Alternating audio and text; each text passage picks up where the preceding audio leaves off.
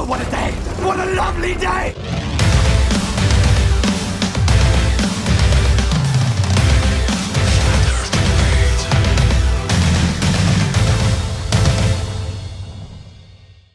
Welcome to Flat Earth Debate, Uncut and After Show. I'm your host Nathan Oakley, and if you are new to this channel, or you've not done so already, then be sure to subscribe and hit the bell notification icon to keep up to date with the Flat Earth Debate. If you'd like to join the community debate, then go to nathanoakley.com and check out the Flat Earth Debate forum, which you should definitely all join. If you'd like to support the channel, there is a super chat that runs alongside each of these shows while they premiere. There's also a PayPal, Patreon and crypto link in the info box below the video. Now, we're currently joined by just 10th Man, but I'll raise the mic and say a big warm hello. How are you doing, 10th Man? I'm doing fine, Nathan. Having my coffee as well. You've got your coffee sorted? I do. Me too. Excellent. Let's see if we've got anybody in Discord. They won't have their mic raised, but I'll have a look. Anyway, let's have a look. Nope, nobody's in there just yet. In that case, I'll do a quick shout out to my Patreons, who I'm more grateful to than ever at the moment, as I just managed to buy a car. Thanks largely to the support of people on Patreon, so thank you very much to Alistair Main, Chow Young Cat, Christina Barker, Dank, David Wayne Foster, God Rockin, Jeranism, Kirsten Smith, Matt, No Proof, and Renee. Thank you very much to all of my patrons. I am extremely grateful. As a consequence of your support of this channel, it means that I can continue to run the show exactly as I have without any interruption based on my second born child. So before now I've been walking everywhere. I literally haven't owned a car in about 13 years, and occasionally got the use of my wife's. But that's just not practical anymore. And when my wife goes back to work, I'll have 2 kids to run around, and walking is not an option. So massive thank you to all the people on Patreon who supported me enough to get a cheap car. I'm very, very, very pleased to all of you who have done so. So thank you very much indeed.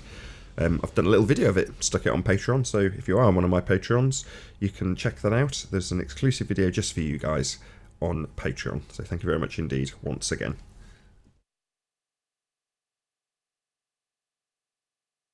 Well, we got a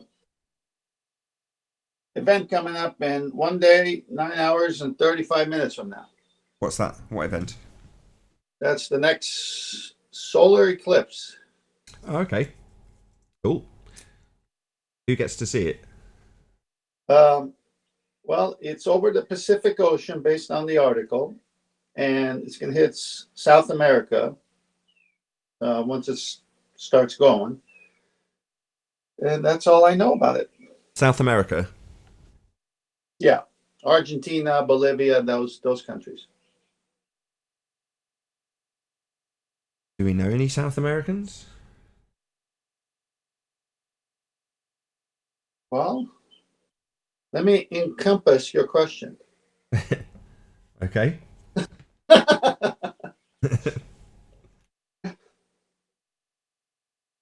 I'm sure we'll get some reports of it. Yeah, that shadow, right? Yeah, claimed to be shadow. Yeah, I just love that shadow.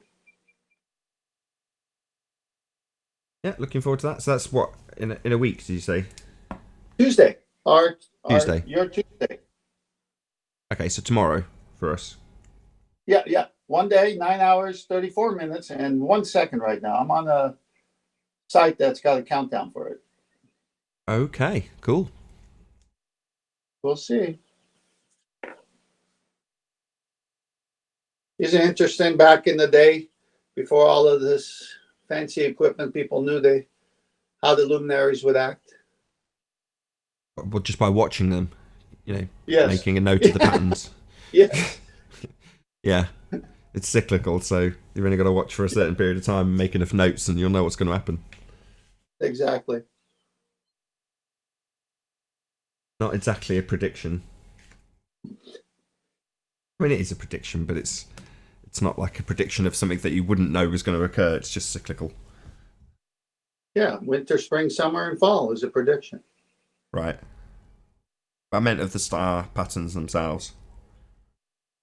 Yeah, but that's just, I mean, we experience winter, spring, summer, and fall on a more uh, quicker basis, but the luminaries have their circuit to run.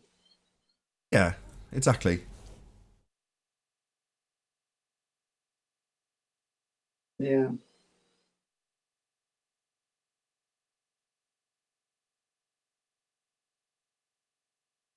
Ordered all my So spare parts for my car. I know everyone's very excited you, to hear about it. what, yeah, what'd you order for your car? I ordered 2 tail markers because one of them smashed. I ordered a clutch, rear brake pads because there was a free set of rear brake discs in the boot of the car when I bought it, and another set of matching front pads and discs. What else did I order? I ordered 4 litres of fully synthetic castor oil, a litre of gearbox oil, one other thing as well which I can't quite remember. Oh, a hardwire kit for my radar detector thing. Mm-hmm. Tend to drive too fast, so I've got a couple of these little boxes that give you telemetry and tell you where all the speed cameras are and let you know if there's a police car targeting you, things like that. Costs about $5 a month, but the way No, I've no, no, no, no, no. You can't have telemetry and NASA not have it. it just tells me where it just stops me from getting fines for speeding, basically, or it doesn't stop me. It just helps prevent getting speeding fines. That's all it's for. Can, can you please refer your worker who's putting in the telemetry in your car to NASA so they don't screw up on the next mission? I mean, come on now. We got a guy in England who can do it.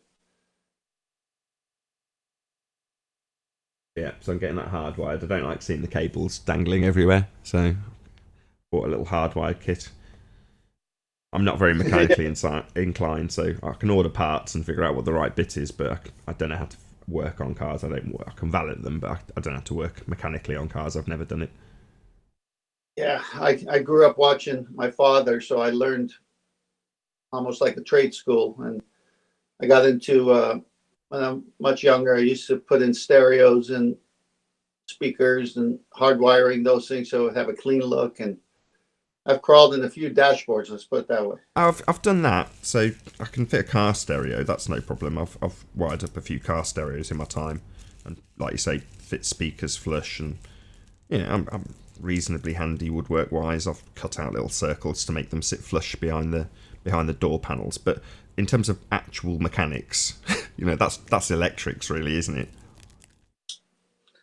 Well, it could, yeah, I mean, it all depends. There's the electrical system on the car, then there's the mechanical, which would be, the transmission, like I've changed one before. And, I mean, it's just messy work. Right. When you change your transmission, how many litres of gearbox fluid do you need? Well, the one I did, it was an old Audi that I bought really cheap, and it was leaking underneath, so I had to take the whole pan out, and um, then we saw that there was something else wrong, so I had to order that part. And then by the time I had to figure it out and then get new gaskets and everything else, depending on the model, I can't remember what it was. It's so long ago. Well, I just assumed that the place that had the parts would sell it in the right sort of quantity, so I just ordered 1 litre as that was the quantity it came in. I wouldn't imagine a gearbox needs more than a litre of oil. I have no idea. You should be able to look it up, though. Yeah, I tried to look it up, I just couldn't find it. Oh, really? I bought a broken down tractor from a neighbor, 1980 something, I think 85, 84 model. Had nothing, no papers, nothing, but sitting on his property for 15 years. And I said, well, it'd be a good project. And I went online and found everything. I'm sure it is there if I looked a bit harder, but I was in the midst of ordering loads of parts all at the same time, so it's a cursory glance. Oh, yeah. Try and find it. If you can't, just order it and move on to the next thing. There was like a half price sale on a load of mechanical parts and oil and various other things, and I don't know, I must have saved £300 just ordering it all yesterday, so That's why there was a bit of a rush. Most people would be thinking, well, why didn't you just research it before spending money? It was like, well, no, there was a huge discount incentive to get it all ordered yesterday, so we did.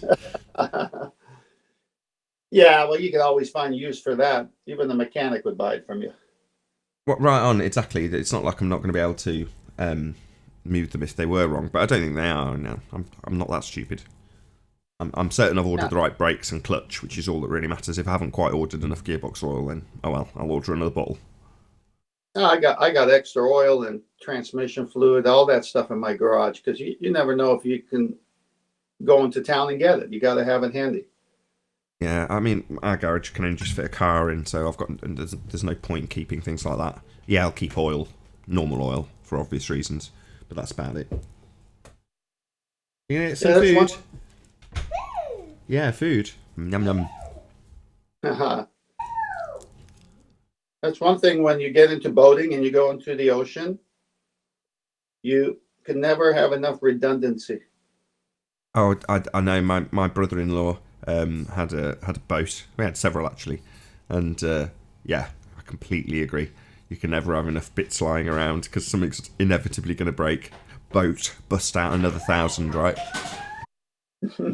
Yeah, but you're in the middle of the sea. Well, just, whenever you're working on it, there's always something that you find, or he used to always find something wrong with it, and it wouldn't matter how well maintained you kept it. And he bought it new. Well, he bought one of them new, and it didn't make any difference. It still had issues from the moment he got it, and that's just true with every single boat. It's sat in water, right? Well, let's see. I think I know the name of his boat. I haven't been on it. Can I make a guess? Go on. Entropy. No, it was actually called WYSIWYG. Well, it kept needing help and breaking down, so it had to be Entropy. No, WYSIWYG. What you see is what you get. Ergo? Is that like Ergo? What is Ergo? Yeah, I don't recommend anybody ever buy a boat. Oh, I will. Unless you've got a practical reason. Unless you're a fisherman. No, I just love the ocean. Whether I can fish or not, I just love the ocean. But you're right. The guy who buys a boat doesn't think about the costs that go into it. Yeah, just not doing anything with it, having it moored, costs a fortune. Oh, totally. I mean, especially in salt water, you got the zinc tabs underneath for the electrostatic situation in the water. So you got that. You got a diver, unless you're going to go down there and clean the hull all the time from the algae and all that. No, there's a lot of costs if you just don't do anything with it. Right, I'll start in a couple of minutes. Got it going. Just you and I here, though. See if anybody else has joined in Patreon.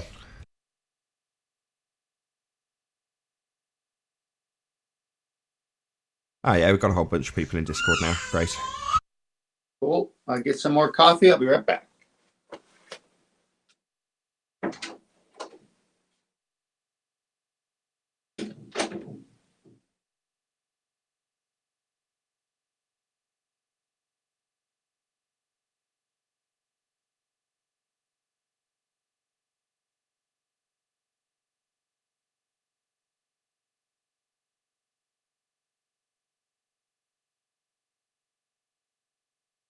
Right, let's get the show on the road.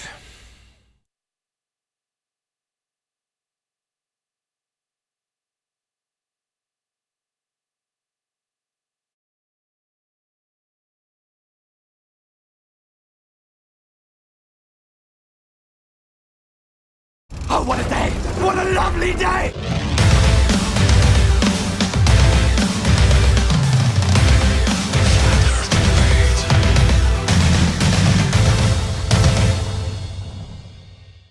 Welcome to Flat Earth Debate Live. I'm your host Nathan Oakley, and if you're new to this channel, or you've not done so already, then be sure to subscribe and hit the bell notification icon to keep up to date with the Flat Earth Debate. If you'd like to join the community debate, then go to nathanoakley.com and check out the Flat Earth Debate forum, which you should definitely all join. If you'd like to support the channel, there is a super chat that runs alongside each of these shows while they are live. There's also a PayPal, Patreon, and crypto link in the info box below the video. Most importantly, if you'd like to join the discussion, simply mute the page you are currently watching, then click the link in the info box below this video to join the panel and express your views on the shape of the Earth. If you do join, please don't swear. If you do, you'll be ejected, and if you are, please don't try to rejoin the stream using sock accounts. You'll be warmly welcome back on the next stream. Please also share the show on social media. Sharing the show obviously increases the live audience, but this in turn increases the chances of a more diverse panel, so please share the show. And one last time, if you're new to the channel or you've not done so already, how dare you? Then be sure to subscribe and hit the bell notification icon to keep up to date with the Flat Earth debate. Now, we are joined by Ranty and 10th Man, plus a whole bunch of people in Discord who I'll raise the mic on shortly. How you doing, Ranty? How you doing, 10th Man, first and foremost? Very good, thank you, Nathan. Very well. Good morning, Ranty. Hi, 10th Man. We've also got Dawn in Discord. How you doing, Dawn? Oh yeah. And we've got Dougie. How Really you doing, high Dougie? today. Can you hear us, Dougie? I can indeed. Good to have you. Earth-shaped investigator. Very good to have you also.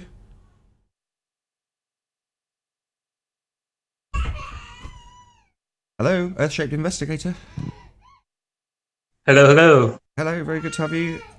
Jay. Thank you. Good to have you. Oh God, I hate these strange names that I can't pronounce. Boricua. Hey, how you doing, Nathan? Very good to have you. Sorry, I can't pronounce your name. Say your name again. El Boricua. El Boricua. Very nice, very nice. And we've got Renu, is it? Remzacorp. I have to lean about 3 foot forward to actually read these things. Can you hear us? The Mofish. Hello, can you hear me? We hear you too, as last but not least, Maltish. Good to have you all. Right, let's do a bit of housekeeping. Yeah, I'm here. And oh, my bad, I didn't see you joining the hangout, Arwin. My eyes were somewhere else. Good to have you, Arwin. How you doing? Hello, good afternoon. Good He afternoon. literally just joined. Yes. Right, Any signs of Earth curvature? perfect timing. Nope. Hey, I've seen some. I don't have the evidence, but I've got the anecdote. I saw some boats being obstructed this weekend. Big one and a yacht. So the So question you is saw Earth curve. obstruction. Concealment. From where? Okay. Dawn. Yeah. Hold on. All right, who's having this? Arwin or 10th Man? Who's having this? Scrappy California cliffs. I was looking at the wind turbines as well. I've got some observations with my drone. They're all fisheye, obviously, so they need correcting. Cool. But it was So a you bit s- blurry, and obviously GoPros don't zoom, so I couldn't see the whole wind farm properly obstructed. But I did watch a yacht and a big boat, and the big boat Right. came up as it came across the Right. coast. And sorry, It started to from become where? concealed, didn't it? Hold on, just for 1 second, Ranty. Just let Arwin have it out with him, and then once it's concluded, then fine. Hi, Right. Chocolate. So I don't have evidence, and you guys are going to say it's not Earth curve anyway. It's just obstruction. Well, we don't know. But Go that's ahead, all I've Arwin. got. That's all I've got. Concealment. Okay, yeah. So we're not counting it. We're not counting it. It's cool.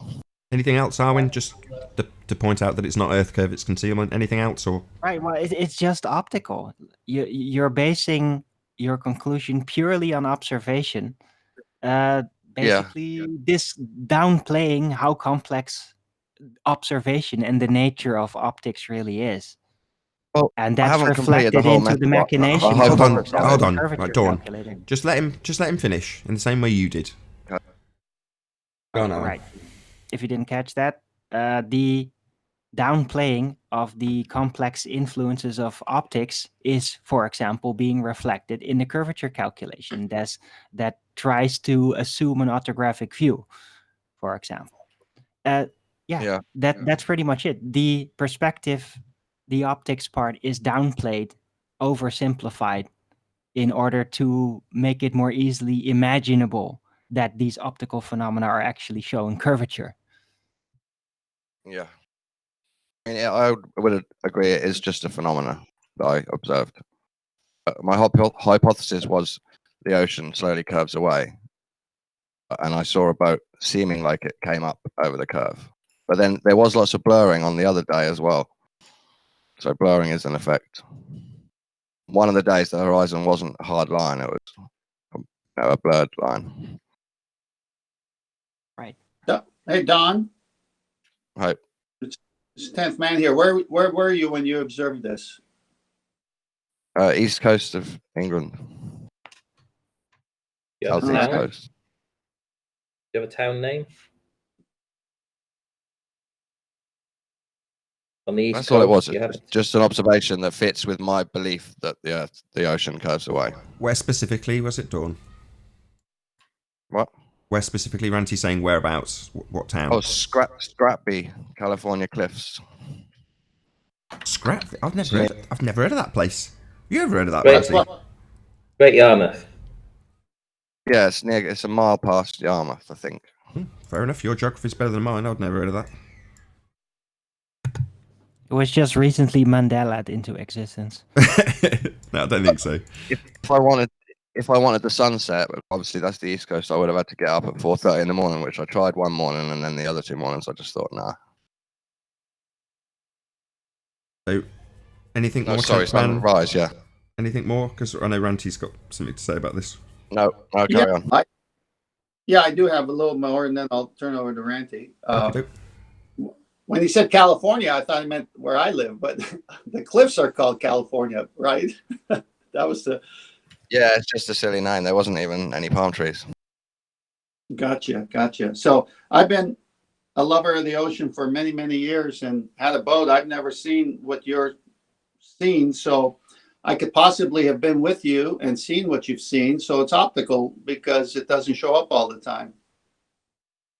Right, yeah, you can't see it all the time. I'd agree. So it's not consistent. No, not totally consistent, no. But it's consistent enough that if you look enough, it happens again and again. Right, exactly your words. When you look enough or observation, it sometimes shows up again and again and again, and other times it doesn't show up. So where did the curve go when it doesn't show up? I've heard the myth that boats go over the curve. So this time I looked for a boat and I saw one. And at one point I saw more of it than at another point when it was smaller, further away. Well, so it fitted with the thing that I've been told about what happens. So the myth you heard was boats go over a curve, and your own personal observation is sometimes it looks that way, but then other times the curve goes away that they're supposed to be going over. So it is a myth, rightly divided. Yeah, I'd have to admit, if I had the P900 and zoomed in, I might have ended up seeing the whole boat, even when it looked obstructed. I don't know. Sounds Don't know like a how far good time for me to turn it over to Ranty. Yeah, I was just wondering, do you know which direction you were looking in, basically? I mean, you've pretty much answered everything anyway, which is that you can't really claim that it is actual Earth curve that was obstructing it. Yeah, for me, it's evidence, but I mean, that's not much of a proof, is it? We know there's loads of nuance there. Well, yeah, I mean, I'm looking at the location. I mean, were you looking sort of south way? Were you looking east? Where were you looking? I was on the straight bit of the beach, and the wind turbines were over to the right. A mile or two to the right, I reckon, out. Okay, I don't have those wind turbines actually plotted on, so I can't actually get an I can idea. find But it if we talk about it another time, I can find more details. yeah, I mean, I could probably look it up now and find out. All I'm looking at It's a is there's lovely a channel spot. there. Yeah, If you live anywhere near there, it's a cool spot. there's a channel between, obviously, Scrapby and North Holland, Amsterdam, South Holland, Bruges, Dunkirk, Calais. You know, all of that, you've got this funnel effect. Would you agree? Right. Where the two coasts meet? I don't know. Like So a- I didn't hear what you said, Ranty. A what effect? It's like a funneling effect. Oh, funnel. Sorry. Yeah. Yeah, I don't know what that means.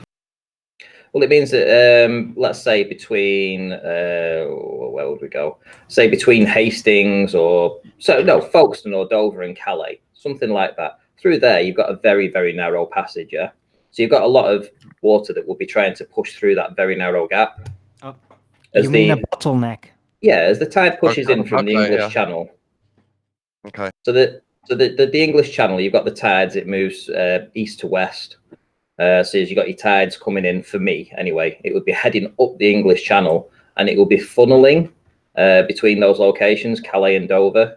it would continue to Right. funnel all the way through Scrapby up to North Holland, and in that location, because it's not the open funneling going to sea. affect my observations then?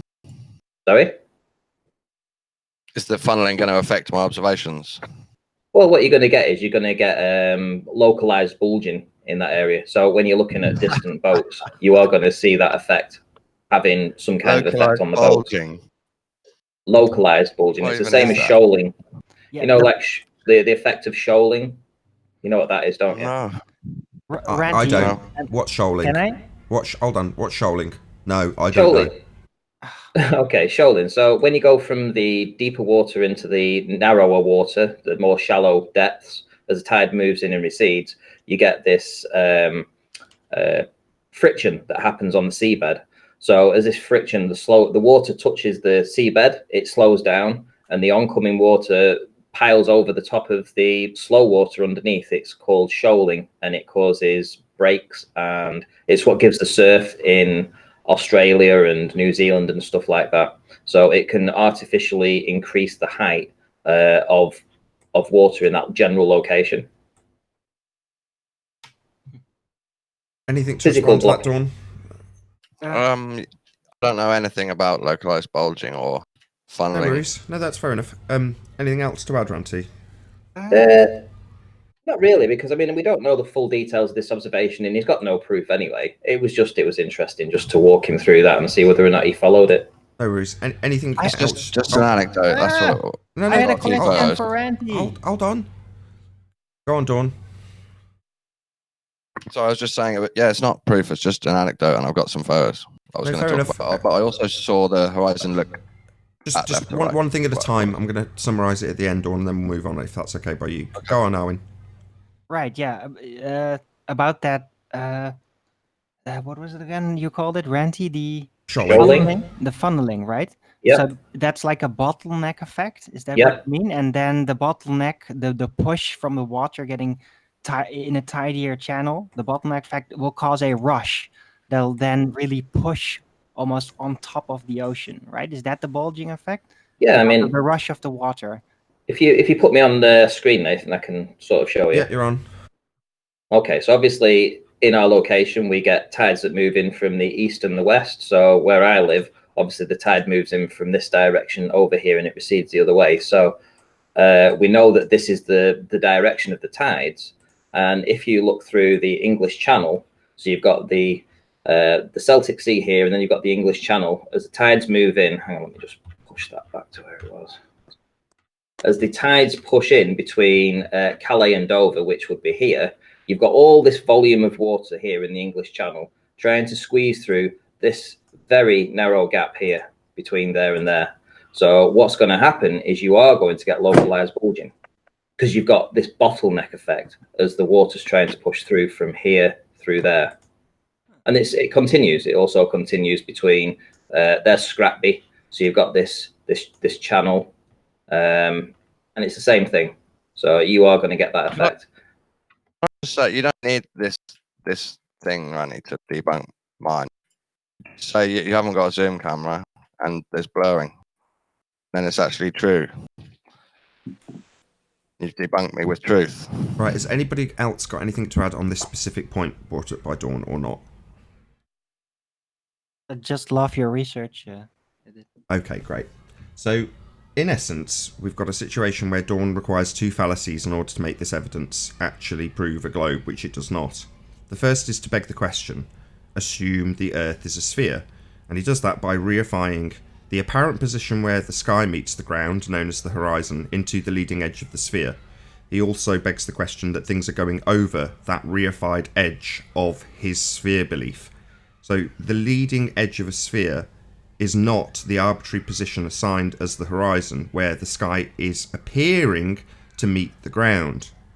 So if you're going to assert that things are going over the horizon as they reach the vanishing point, it requires you to beg the question and assume your outcome and dictate to us that what's actually happening is it's going over the leading edge of your sphere belief. So that's a begging the question fallacy. I respond. Yeah. It's my hypothesis. It's not begging the question. It's Oh, just thank you. the That's a great reminder. Sorry, that was the other point. I didn't have a pen and paper to hand to write down these as they went along. Thank you, Dawn. You reminded me beautifully. So Dawn also declared that it was his hypothesis. Now, a hypothesis would establish a cause and effect relationship. So if he is to assert that the effect he is observing is blurry boat or boat disappearing bottom up or whatever he's asserting, and the cause of that effect is Earth curve, as denoted by the word hypothesis, then there's a method that you could employ to validate that claimed cause. You haven't validated it, it's your assumption, actually a begging the question fallacy, but nevertheless, you haven't validated that which you assume caused the effect. You've just declared it. I've used an assumption as part of my hypothesis. Yeah, I agree. Well, no, that's fine. An assumption is acceptable. One other thing. When you say leading edge of a sphere, I'm nearly there. Dawn, I'm nearly there. Dawn, did I not give everybody plenty of time to talk? Oh, I just wanted to respond. Yeah, I know you just want to talk over the top of me. I get it, Dawn. That's why I'm getting pissed off with you pretty sharpish. I made absolutely sure you exhausted all of your points before I started talking, didn't I? But now I've got a response. I don't care. I'm still talking. What? So, do I care that you've got a bloody response while I'm in the middle of mine? No. Shut up. Well, part of it, don't you understand? I've given you all enough time to get all of your crap out. Now I'm pointing out why it's crap. Don't interrupt me because you don't like it. Lie about it, right? What a bastard. I gave you plenty of time to make your claim. Now you're calling me a liar. I haven't even finished my statement yet and you're interrupting me and calling me a bloody liar.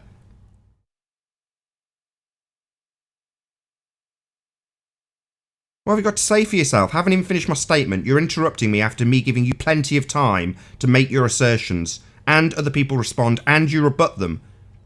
I waited till it was all exhausted, then I started making my point, and then you start talking all over me. What's your malfunction? You interrupted me. I was in the middle of a sentence. I made absolutely certain. You stopped talking, and right, I let's shut responded, Dawn and then you up. interrupted. Right, Dawn, you response. don't get to take part in this show anymore. Right, No, not in this show. Not in this show. Next time you have an important point you want to make, just write it down on a note and wait for Nathan to be done. Yeah, when you said the word hypothesis, do you not think I had a bloody point to make over the top of you, but waited until you finished? Yeah? I didn't just say it over the top of you, I waited until you finished all of your points. Then I started making my point, and then you interrupted me, because you decided that you didn't like what I was saying, so it was your turn to talk while I spoke. Yeah? This is the globe head mute button. Every time I open my mouth, it's very important that they interrupt. Even if I've given them ample time to make all of their claims, they must interrupt. Yeah, a hypothesis establishes a cause and effect. You haven't validated your cause. An assumption is perfectly acceptable in a hypothesis. You assume what your cause is. Then you go and validate it. So you don't just end at the hypothesis stage, where you say, well, I assume this causes it, so it does. There's a process that you have to employ to actually validate that which you assume caused the effect as the effect. You validate it through experimentation. That's my point that you're so keen to interrupt. You haven't validated that which you presume caused the effect. Saying you've got a hypothesis just proves that you haven't validated it with an experiment. You've just claimed it's your religious belief in Earth curve causing this effect, Dawn. Yeah, that's the point. That's what undoes this argument, not Blur.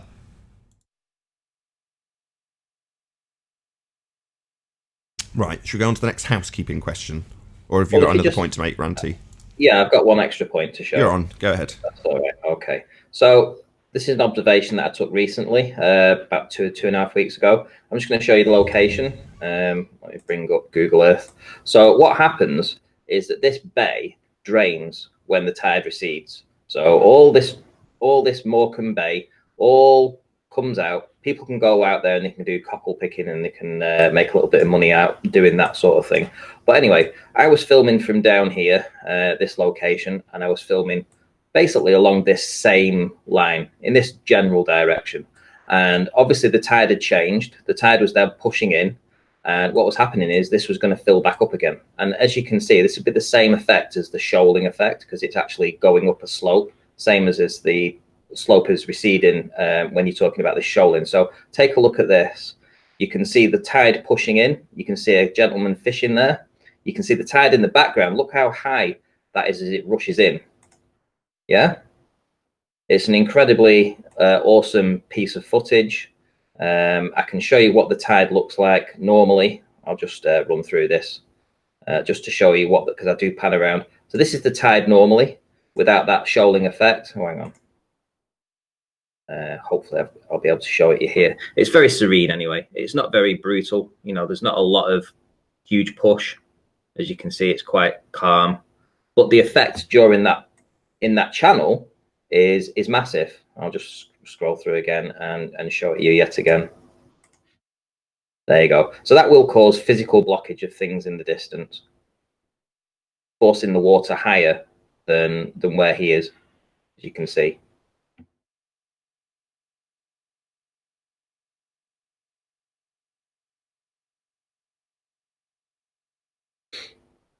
There we go. That's all I need to say.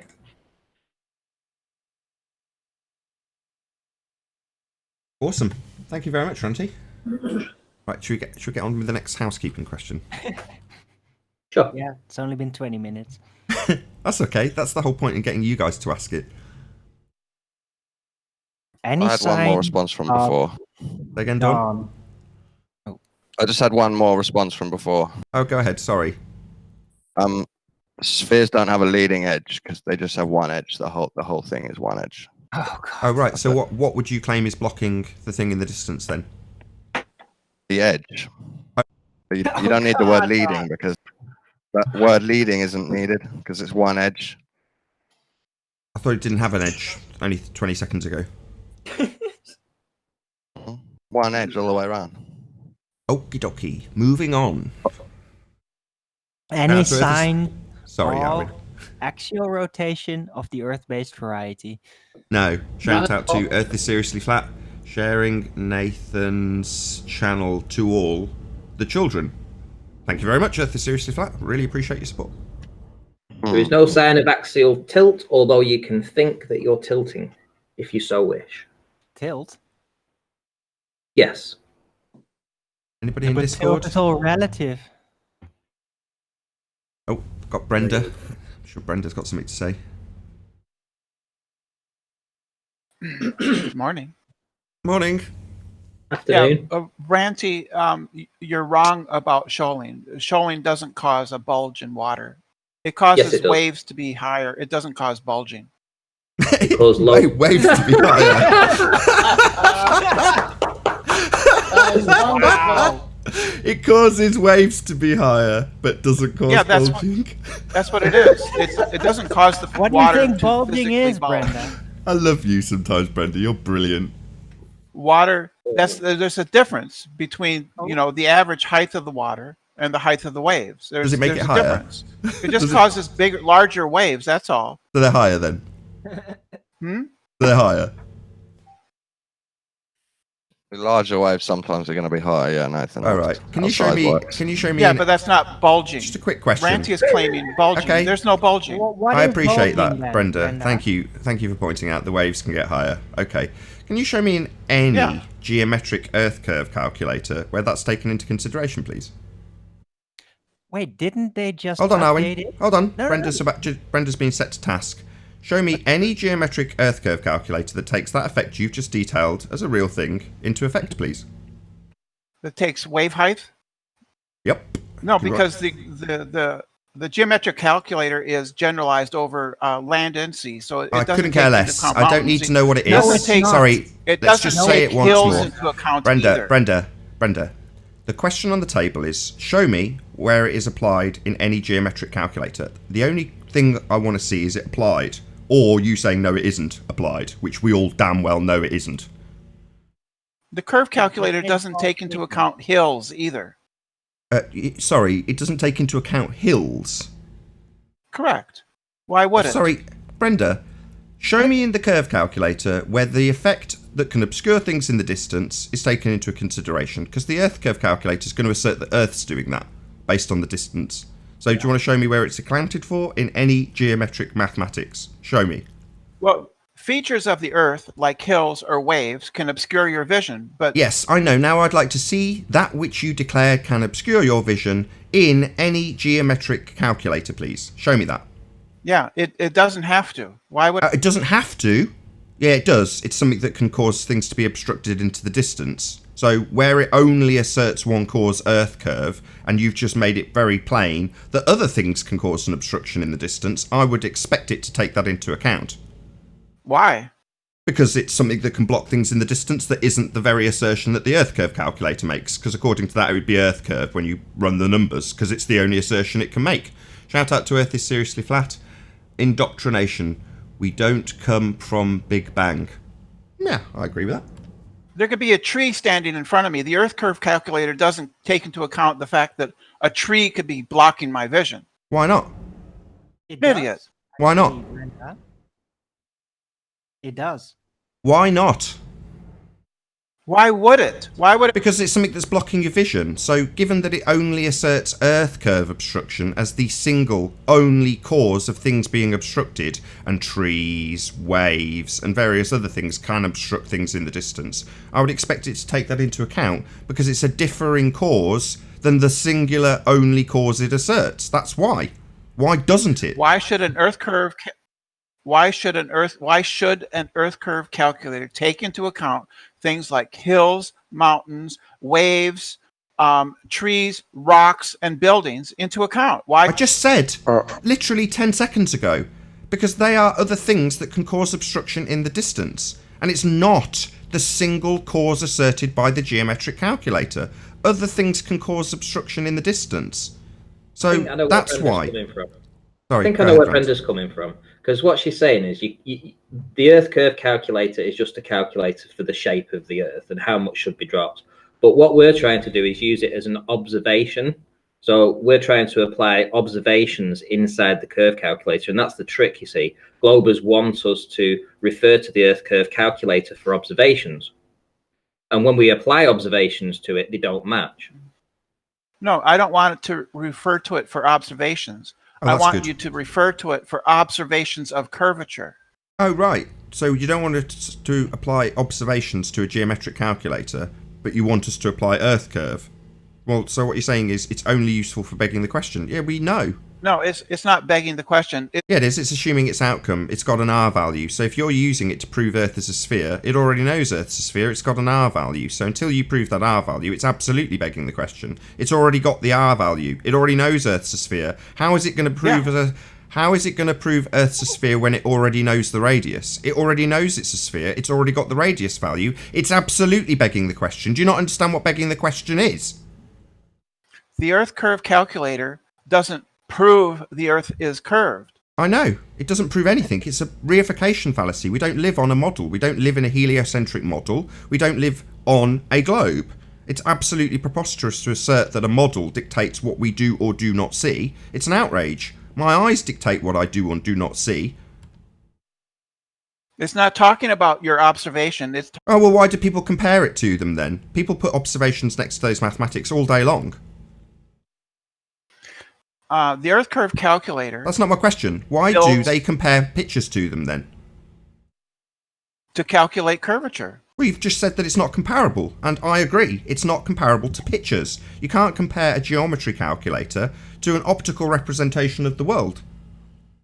Why not? Because it's not optical. It doesn't account for trees. It doesn't account for waves. It doesn't account for anything except for your fundamentalist religious belief that Earth's a sphere. It doesn't do anything. It's useless.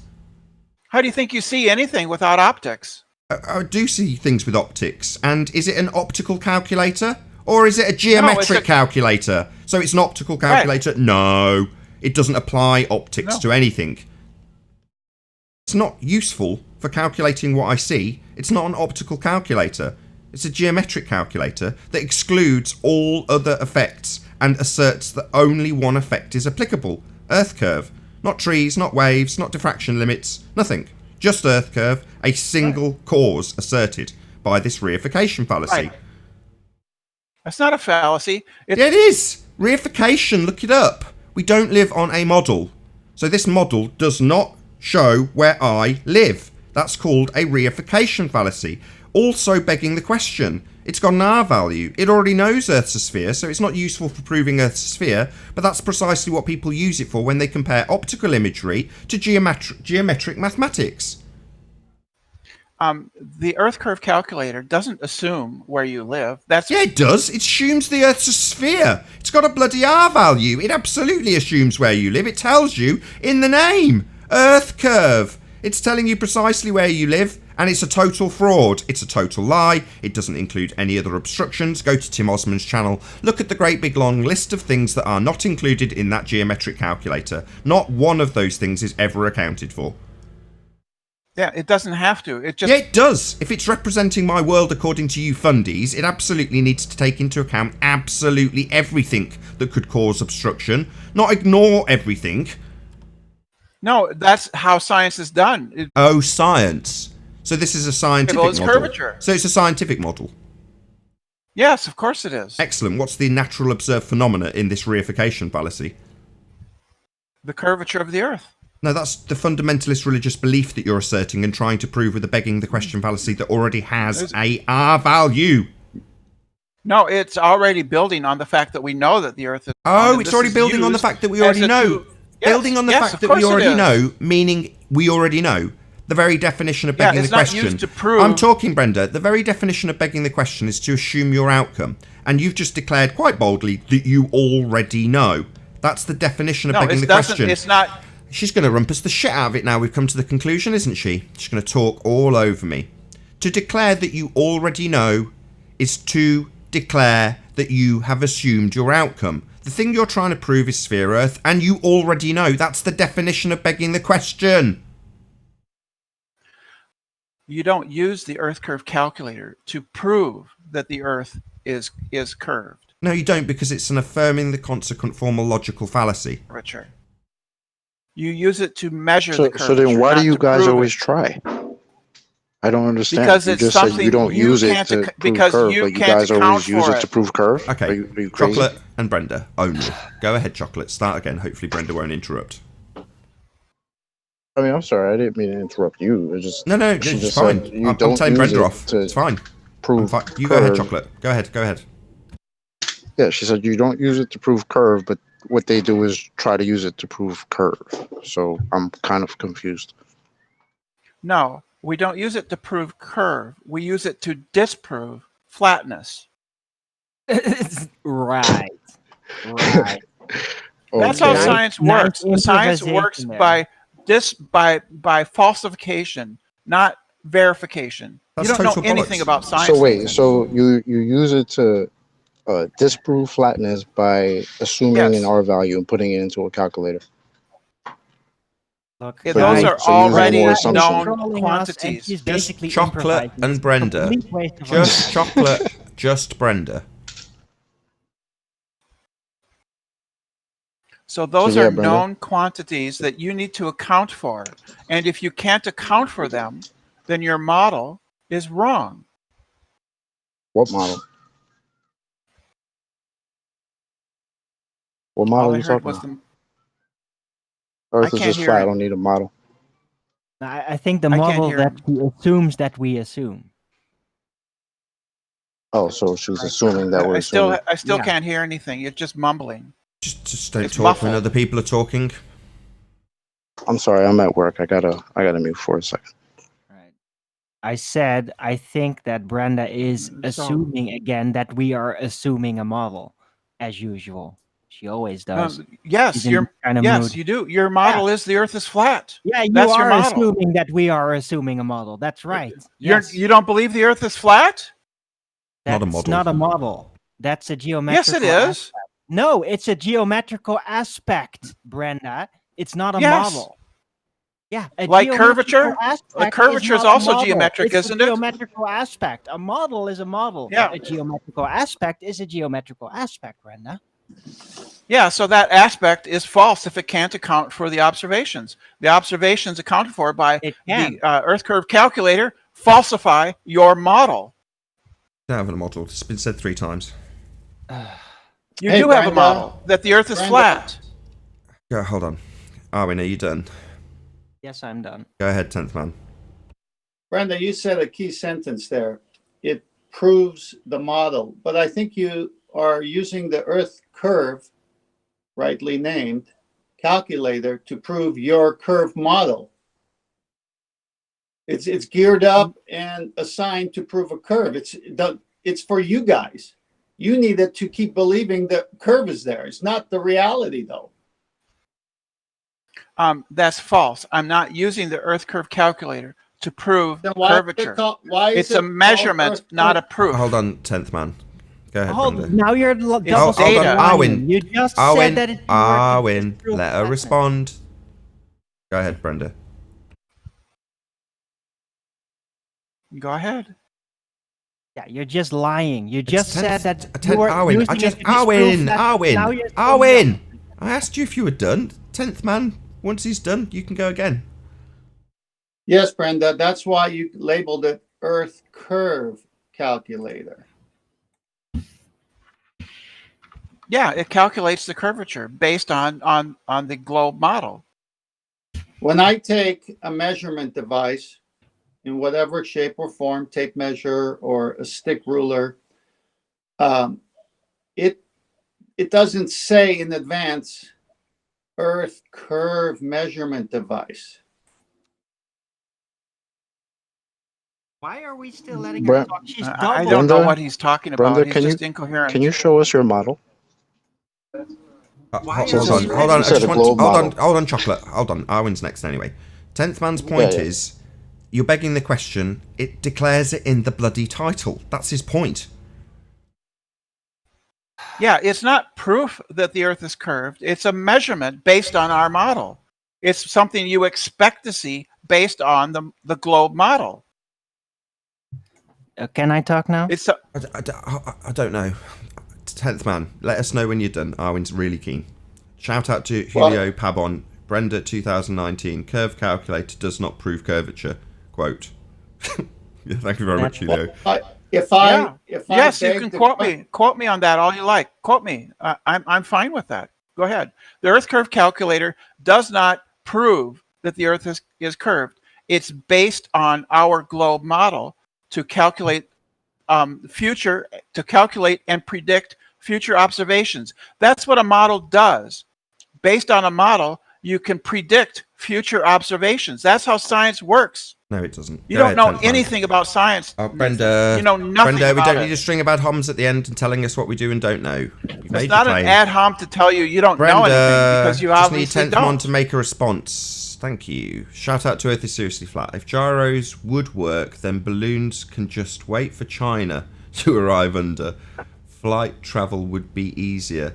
Earth is seriously stationary. Testy globe. Shout out to Earth is seriously flat. Go ahead, 10th man. Yes, Brenda, if you've already begged the question that Earth is a sphere, then you got to come up with a Earth curve or Earth sphere calculator to reify that. This is what we're trying to say here. That's just gibberish. The way science works is that you make observations. From those observations, you build a model. The model is used to predict future observations. That's what the Earth curve calculator does. It predicts future observations based on the globe model, and that you need to account for. You can't, based on your flat Earth model. We've heard it. I've heard it. Those observations. Right, hold on. Right. Okay. If every rebuttal All is right, just the Brent. same exact claim, then you know Yes. that's the end of the conversation because you don't have anything else. Because you Brenda, can't I'm figure in the it out. middle of You can't talking. understand the Brenda, response. Brenda, I was in the middle of talking. Can you please not talk over me? Thank you. So if we're just going to get the same repeated claim as a rebuttal every single time, it seems like the conversation has drawn to a close. Unless Arwin's got anything Yes, to add. because your inability to I understand hadn't the finished answer. my statement, Brenda. Please, can you stop interrupting me? I know you're very upset about this. Thank I'm you. not upset. Well, just stop talking then. Thank you. So, unless Arwin's got anything to add, again, I'd like to I summarise do. once everybody's finished. Go ahead, I Arwin. do. Yes. So I am almost here now to the point of nausea, having to endure this bullshit of Brenda that is literally making fundamentally self-contradicting statements within the time span of minutes. Again, she's to that level of psychosis, and I'm getting really fed up why we're even tolerating somebody in this fluid state of mind that is obviously not rational in any way. This is a complete Explain the waste of our contradiction. time entertaining somebody like this in this kind of state of mind.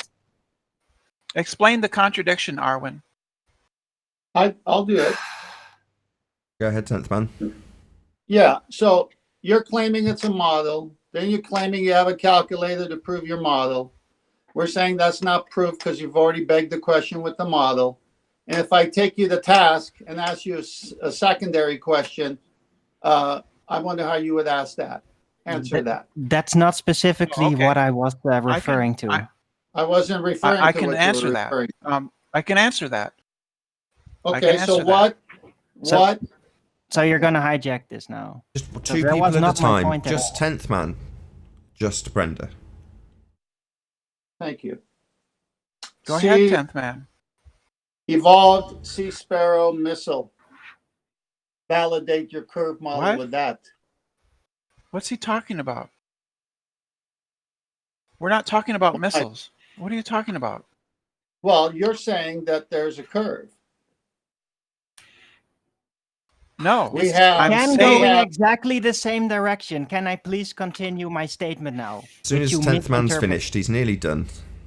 No, she's not. No, 10th man. Yeah, Brenda will give just me a repeat the break, same Arwen. thing, Arwen. I know that much. I'm sorry you're being held back. Yeah, you ask the same question, you get the same answer. No, this is not the point I was trying to make. I was not getting back into the idiotic subject. Double. I will thinking. stop My- talking so Arwen could finish, and then you can bring me back if you like. Okay, brilliant. Thank you, 10th man. Go ahead, Arwen. Right. What I was referring to is her literally making technical contradictions. It's not just confusion. It's literally saying, no, the Earth curve calculator is used not to prove curvature, but to disprove flatness. And then within a time span of 1 or 2 minutes, she says, no, the curve calculator is used to prove curvature based on the model. Okay? That's just it. It's so full on double speak. This is not a personal that can have a rational train of thought. We are wasting our time here. That's I'd a like to lie, make a point about Arwen. something. I Hold on. never said that the Earth curve calculator proves curvature. You're lying. You're right. You said it disproves flatness. Correct. Okay. That's how scientific. Can I ask you Would a you like question? me to teach you? no. Would you like me to teach you about how science is done, No. Nathan? How, you want to teach me how science is done? Yes. You're No, an imbecile. Brenda. You don't understand. Oh, shut up. Don't ad hom me, cheeky bitch. I'd like to make a point. if Shout out to possible. Jimbo Con. On Google Earth, 200-mile distance is minuscule. Flat Earth proofs rely heavily on the calculator. No, they don't. What if it's wrong? I never agree with Brenda, but presumably I also like to reify a globe model. Shout out to Jimbo Con for the super chat. You're wrong, but thank you for your support.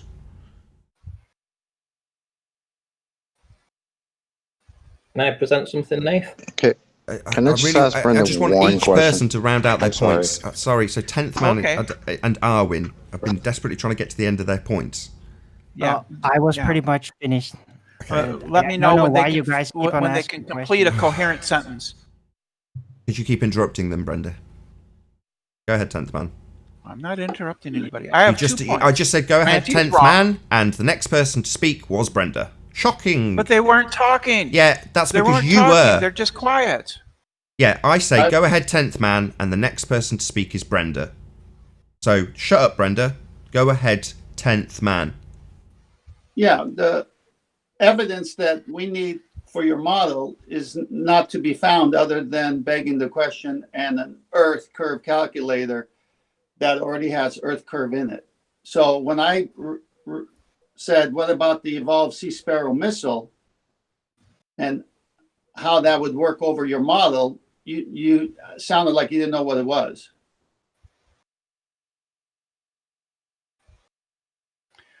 For the umpteenth time, the Earth curve calculator is a prediction of the globe model.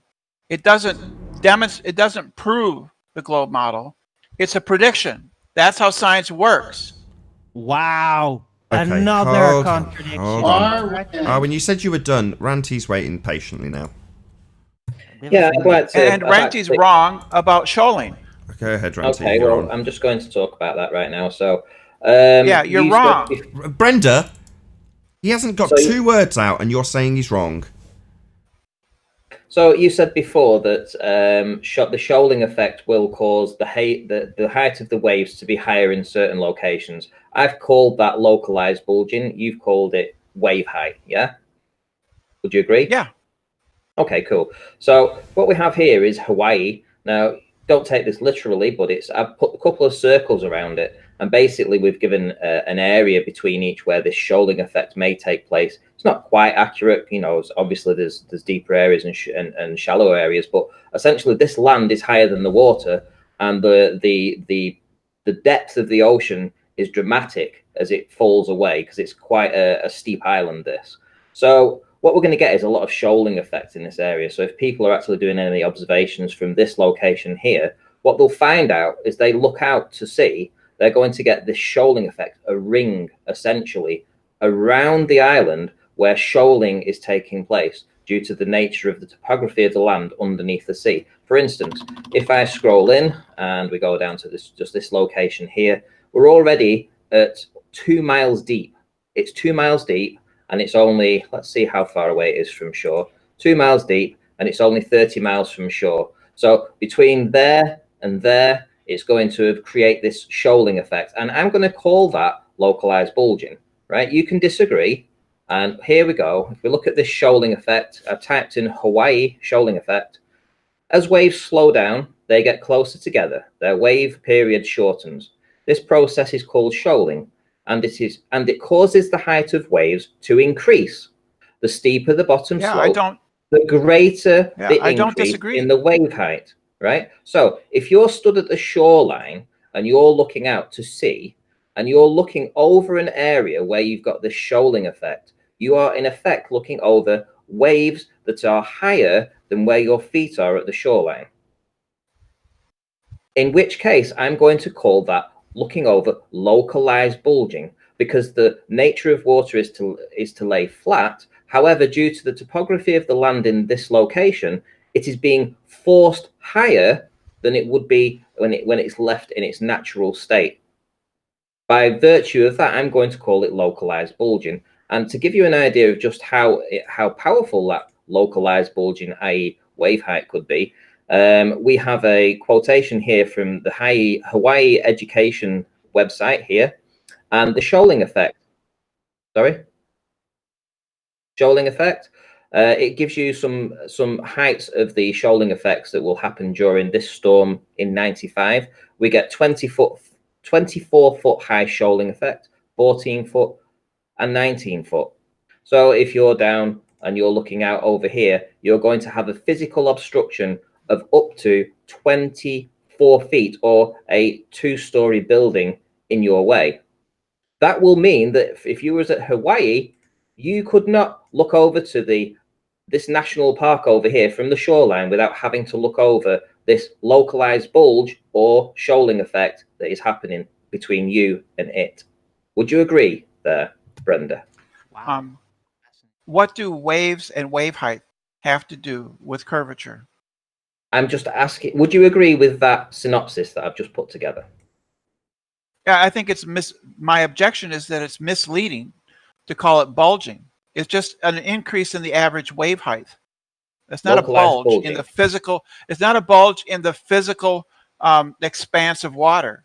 It's an increase in wave height. What about the wave trough? What about the wave trough, Randy? That's why he called it localized, Brenda. That would be the swell, Brenda. To swell. So we're looking at the shoaling effect. Shoaling effects just increases the height of the waves. The swell effect does have peaks and troughs. So you're talking about two different things. In effect, you will have the shoaling effect, then you'll have the swell on top of it, and then you'll have the wind-driven waves on top of that too, or the chop. So you're talking about two different things. Yeah. So can people get above the waves? Can people move to a position on the land above the waves? Of course they can. Yeah. Yeah. So it's irrelevant. Not really, because most people film from the beach. Well, it's irrelevant because you can move above. You can move to a position. Of course you can. So that you can see over the waves. You can see over them. Is this taken into effect in the curve calc? Is this effect put into the curve calculator? If I stand at the shoreline and I say, "Hey, Mick West, my observation, my height above sea level was 6 feet because I was stood by the shoreline right next to the water and I had my tripod set to 6 feet. So is it true that I should put my observational height is 6 feet as I am looking across a shoaling effect that could be 24 foot high? Well, Ranty, you see that finger of land that is pointing up? Just a question, Brenda. You see the finger of land, Ranty? It's just a question. What should I put? Should I put 6 foot observational height, or should I take this effect into account? It's a very simple question. That finger of land. Can somebody standing on the shore on that finger of land on the left side see somebody standing on the shore on the right side? No, they can't. Why? Because there's a huge piece of land. Why are we getting a new claim? How does that? Why are we getting a new claim? Right, I'm gonna have to shut you up, Brenda. Brenda, we've got a direct question asked to you. He's saying, if this effect, which you admit is an effect, takes place at 6 foot observation height, should it be taken into consideration or not? That's his question. If you can't see over the waves, you should probably move to higher ground. Yes, you should move to higher ground. That's not what that he doesn't asked. have That's not what anything to he do asked. with curvature. That's not what he asked. Right, he's at 6 foot observation. He's already taken the picture. He's brought it to Flat Earth Debate and presented it. Now you are going to run it through them. If I'm finished. laying down, I have not finished. So, he's already taken the picture. He's not going to be going back. He was there on holiday. Now, he's not got any possibility of changing his elevation height. He's at 6 feet. Now, should that be taken into consideration that has been detailed as shoaling or not? Simple.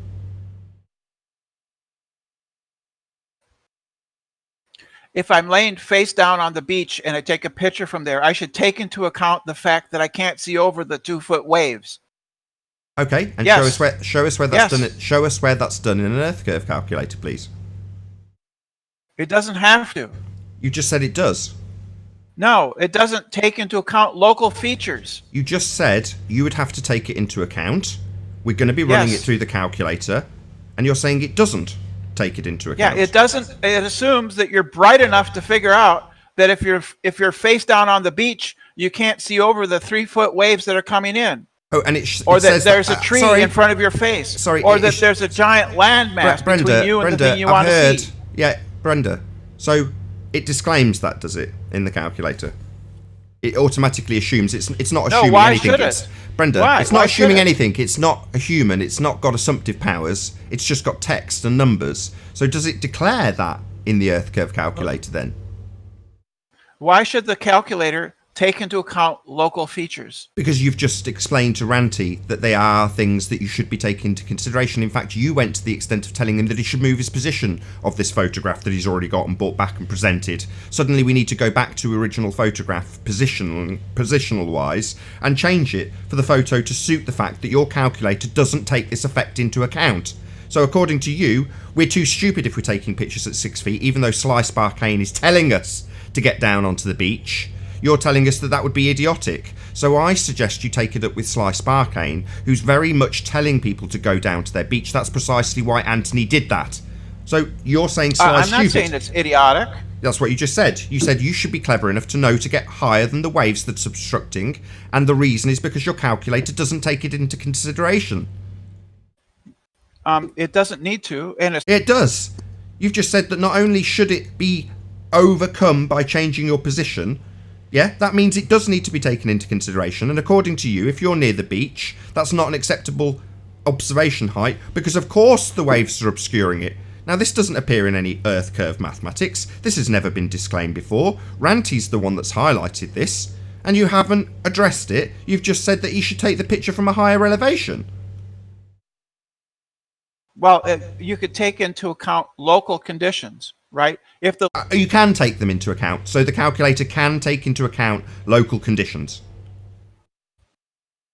How can it possibly take into account your local conditions? You just said you can take into account local positions. When it comes to your calculator, you're asking me how I can do it. No, I can do it. We're saying your calculator doesn't. You are expected to take into account... Not me, you dumb moron. Are you deaf? Not me. Your calculator does not take this into consideration. Not me.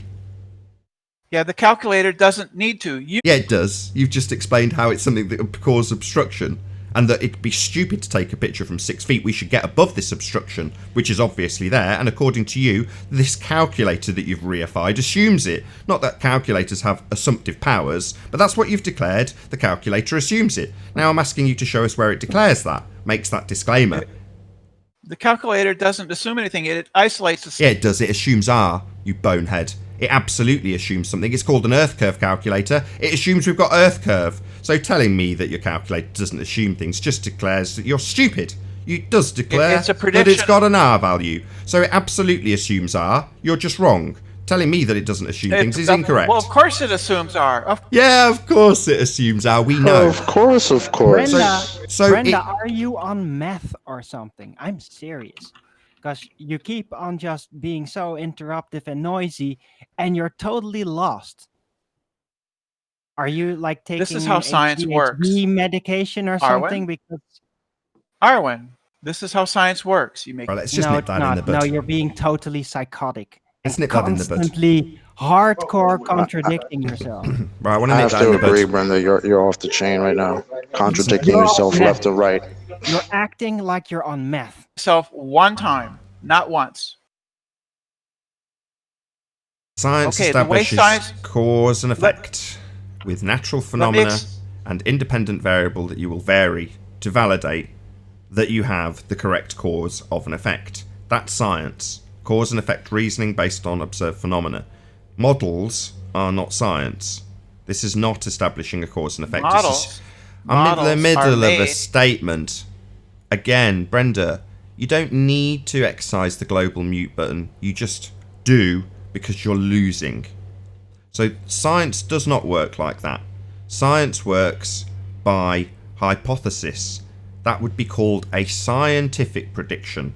It predicts the cause of an effect. You then go forth to validate the cause is the cause by systematic experimentation, not by assuming an R value, not by using a model, not by ignoring all factors that can cause the effect you're claiming. That's definitely not science. Cause and effect reasoning established through systematic experimentation based on a hypothesis after observing natural phenomena. That's science. You just don't know what science is. What comes after hypothesis formation and experimentation? What comes after those? Systematic experimentation. What comes after experimentation?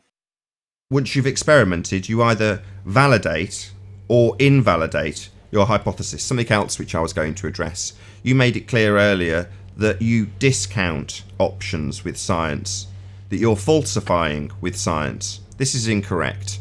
A hypothesis has two sides, a null and an alternative. It is empirical because of this.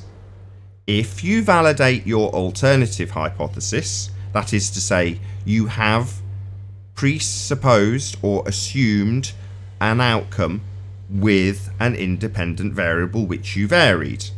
If you confirm that that which you varied caused the effect, you validate your alternative hypothesis and invalidate your null. So science isn't trying to test the null hypothesis. Absolutely incorrect. It's not trying to invalidate anything. It's trying to validate your cause and invalidate your null hypothesis. Likewise, if you validate your null, and one or other, alternative or null, will be validated, then you instantly invalidate your alternative hypothesis, lending an empirical nature to the method. You will either prove or disprove your hypothesis. So your assertion that science is designed to falsify things is incorrect. No, you need a citation for that because you're just wrong. Science is based on falsification, not verification. Logical positivism was disproved back in the 50s with Karl Popper and other philosophers of science. Science doesn't work by verificationism. It works by falsification, right? So you falsify claims. You don't verify them. No, you validate cause based on systematic experimentation based on a hypothesis after observing phenomena. The idea of science is to establish the cause of an effect. It only gives you likelihood, not. No, it doesn't. It does not give you a correlation. That would be mathematics, statistics. No, science is empirical. It validates or invalidates your hypothesis. You either validate that you have presumed the correct cause of the effect, or you invalidate your presumed cause, validating the null. No, what you need to do is some reading on the philosophy of science, and verificationism is discounted today, and falsification is how Brenda, science you've operates literally, today. You're you've just literally wrong. said that naming things is science. Yeah, this is from the person who said shoe is observed phenomena. So we don't trust a word you say when it comes to science, given that you've declared that a shoe is an observed phenomena. Yeah, natural phenomenon is any process known through the senses. Process? You think shoe is a process? The process of shoe? That's what a phenomenon is. A process Anything of known shoe. by the senses. You only know Tell about us shoes about the through your process senses. of shoe, Brenda, please. So you only know about shoes through your senses. Therefore, it's a natural phenomenon. So How is that a process? a rock's a natural phenomena then? Yes, because you can only know about them by means of your senses. Oh, right. That's what it means to and be a what's the natural cause? phenomenon. What's the cause of rock? What's the cause? Natural phenomenon. Anything known through the senses Yeah, rather than intuition or my reasoning. question. Yeah, Mathematics we heard is the not first a natural. time. Yeah, let's shut her up. We heard the first time. Now my question is, what is the cause? What is the cause of what? Mathematics? No, rock. What do you mean, what is the cause? Well, you're saying it's a phenomena, an effect. That's what a phenomena is, an effect. And science is exclusively interested in establishing the cause of an effect. So if you are to assert that rock is an effect, concrete noun, then you can tell me what the cause is and what method you will employ to establish that. The cause of my phenomenological experience of a rock is the matter of which the rock is composed. So the matter of which it is composed causes rock? Yes. No. In the same way, all of the constituent parts of a car do not cause car. Yes, they cause my phenomenological Brenda. experience of the car. Oh, really? So I lay out a clutch, a gearbox, an engine, tyres, wheels, body panels. Lay them all out. There are all the constituent parts, and according to Brenda, they will cause a car. No, that's not what I said. Well, you said it's the cause. I asked what the cause of rock is. You said the constituent parts of rock cause rock. I then say, okay, so in the same way, the constituent parts of car cause car. So I get all the constituent parts of a car, lay them on the ground, and according to you, cause an effect. Cause, constituent parts, effect, car. Wrong. That doesn't cause car. That's not what gives you the effect of car. Not that a car is a bloody phenomena, or a rock, or a shoe. You're retarded. You're confusing material cause with efficient cause. Really? Brenda, is the cause of table wood, like you told that kid? Yes, if it's made out of wood. So That's called a material. Hold That's on. just called the material cause. I've got a tree outside. So if I sit here long enough, will it cause It's the a table? matter of which it is composed. I'm just asking, if I sit here long enough staring at the tree, which is wood, it will cause a table to exist, will it? Or will that require quite a lot of whittling from a dude? You're confusing efficient cause with material cause. Yeah, I'm just interested in what causes natural phenomena, not man-made devices, because I already know what causes a man-made table. A man made it. I already know what causes a car to become into existence. A man made it. Now, rock isn't a phenomena. Nothing's happening. You experience a rock, don't you? Doesn't mean it's a phenomena. It's not. That's what a phenomenon is, Nathan. Your experience. That's what phenomenon means. It means your experience. Wow. We got a whole new definition of words here. That's not new. I'm gonna say the That's same what it's thing. always meant. Phenomenon means your experience. Your experience is your phenomenon. It's a phenomenological experience of things are caused by the material of which those things are composed.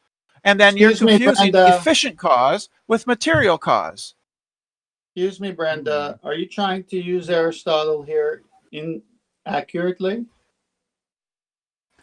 Am I using it inaccurately? Do you know what the difference is between efficient cause and material cause? You know how he starts off the four causes? It's efficient, material, formal, and there's one other I'm forgetting. Final cause or something. I forget. Yes. So let me work it backwards. The final cause, and I'm reading this, decoration of a house garden. Efficient cause, the sculptor. Material cause, the block of marble. Formal cause, which you forgot, the sculptor's idea or plan for the sculpture. The marble didn't make the statue. And the sculptor's excuse me. Formal cause. Start there next time. Yeah. Right. So the rock is the block of marble, but the sculptor looking at the rock says, I want to make it look like this. What's the cause of the rock becoming a statue? Not the rock itself. I know. Man made it. So in the case, Man made it. the case of the Man made car, it. that's Nathan. Shout out to Colin Turner. Brenda is right. Wood is the material cause of table. There you go. Yeah. Shout out to Colin Turner. Thanks for the super chat. Yes. Yes. I'm glad we're educating Nathan to the philosophy of 2,000 years ago. Oh, I wasn't interested in philosophy. I was interested in science, specifically natural science, dealing with the natural world. This is a flat earth debate. So your philosophical causes of things aren't of interest to me. I'm interested in natural science, a study of the physical and natural world. Tables, they're not natural. Wood's natural, but it's not a phenomena. It has no cause to establish. Now, tree growth, you could call that a phenomena, and you could establish cause through systematic experimentation. You might even be able to build a scientific theory of tree growth through repeated and persistent experimentation of varying different causes of varying different effects that you observe during tree growth. That would be natural science. Now, tables and their material causes, i.e. wood, aren't of interest to me. I'm not interested in wooden tables. A man made a wooden table. I already know the cause. I already know that a table is definitely not a natural phenomena that I need to establish the cause of. What we're talking about on this show is phenomena like, let me think, boats claiming that they go over a reified sphere edge. Yeah, now that's definitely what you claim to be a phenomena, and you also know the cause. Now that's science when we're looking at the natural world, and you fundies want to assert that you've got the cause, the only thing that can cause obstruction, Earth curve, because nothing else is getting accounted for in those calculations, as Brenda made very clear. As I clear my throat, I will say, if you are watching this on the Nathan Oakley premiering stream, then stay tuned, as there will be an after show to follow. However, unfortunately, this is where we bid the Nathan Oakley 1980 live audience farewell. Be sure to check out nathanoakley.com and the Flat Earth Debate Forum to keep up to date with the community debate. A massive thank you to all of today's live debating panel for making this show possible. I've been Nathan Oakley. Stay tuned if you're watching on the premiering stream, and I'll see you all in the next video.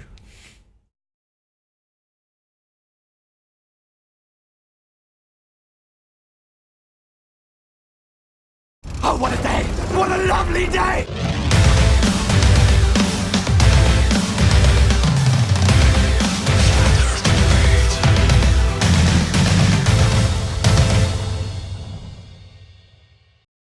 You lay This down table was made on out the of beach. You couldn't metal, see. and this table was made out of all different types of materials.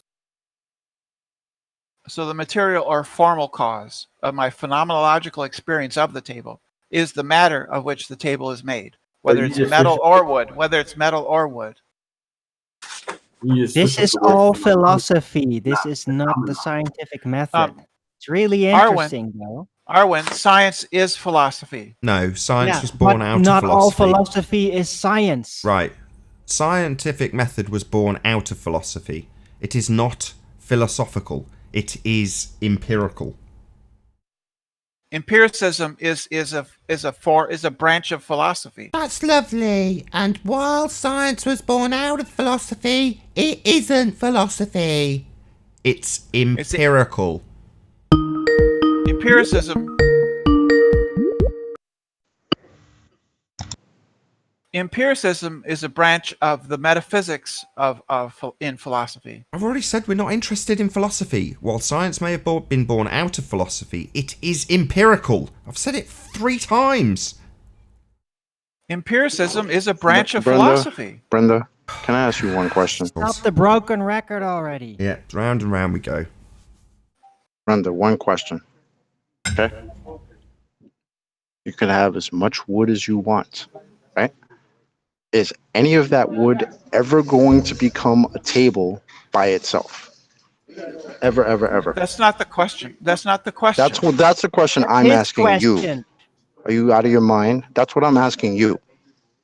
You can have That's all not the the wood question. in the world you want. Will it ever become a table by itself? That's not the question. The question is At this my point, I'm table pretty question, sure a that natural Brenda. Brenda is phenomenon? identifying herself with a red herring. Answer the question, Brenda. No, I don't care what you're asking me. Oh, really? Sure. Because you, Okay. know Brenda's the time is answer will over. destroy you. No worries. Bye-bye, Brenda. The reason I started looking into Hawaii was there's a YouTuber called BM Furball. Have you guys seen him in the chat trolling away? No, I don't think so. Nope. Okay, well, he put a video out from Hawaii, and he was at Hawaii and he was filming. So what we're looking at here, if you can share my screen, Nath, is he's on the land and this gentleman's in focus, essentially. The boat in the distance is a little out of focus, but it's not that far away. If this gentleman's in focus, and what we're looking at here is a boat half sunken, right? You can tell that by the wording, etc. The hull is way down here.